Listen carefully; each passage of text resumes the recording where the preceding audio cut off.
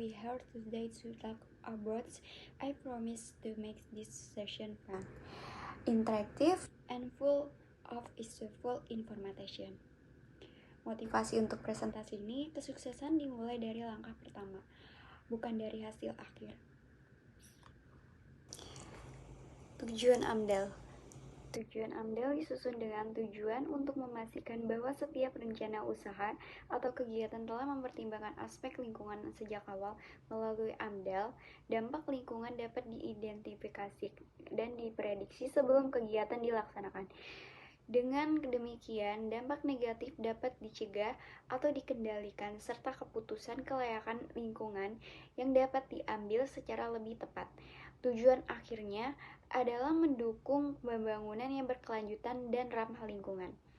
Kegunaan AMDAL memiliki kegunaan bagi berbagai pihak. Bagi pemerintah, AMDAL berfungsi sebagai alat pengendalian dan pengawasan lingkungan, serta menjadi dasar dalam pemberian izin usaha.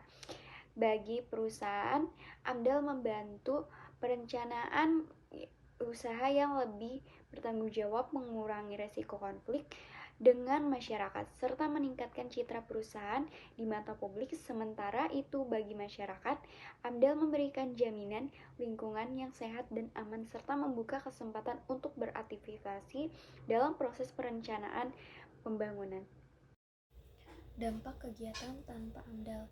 Jika suatu usaha atau kegiatan dilakukan tanpa AMDAL, maka risiko kerusakan lingkungan akan sangat besar.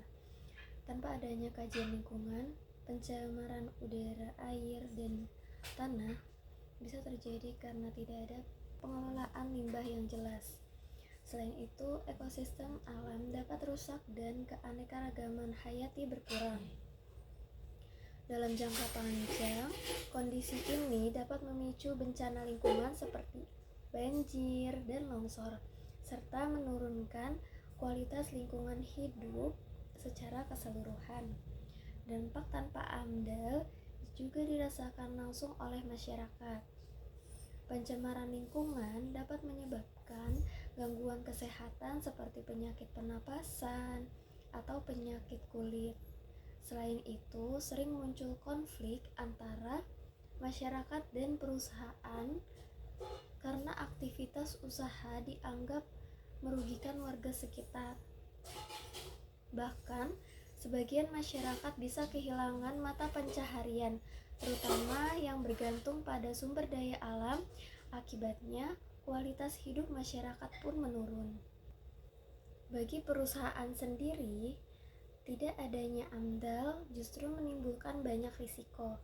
Perusahaan dapat menghadapi penolakan dari masyarakat, sanksi hukum dari pemerintah, serta harus menanggung biaya besar untuk pemulihan lingkungan. Hal ini tentu berdampak pada citra dan kepercayaan publik terhadap perusahaan. Dengan studi kasus, pembangunan pabrik tekstil dibangun di dekat pemukiman dan sungai.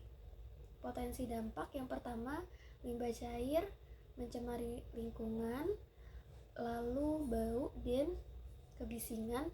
Yang ketiga, gangguan kesehatan masyarakat sekitar. Peran AMDAL yaitu yang pertama, kewajiban instalasi pengolahan air limbah atau IPAL. Yang kedua, pemantauan kualitas air secara berkala. Dan yang ketiga, pengendalian kebisingan dan bau. Dengan AMDAL, pencemaran dapat dicegah sejak awal. Studi kasus pembangunan PLTU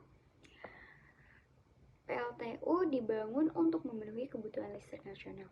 Potensinya dampak emisi gas buang dan debu, limbah abu batu bara, dampak terhadap kesehatan masyarakat.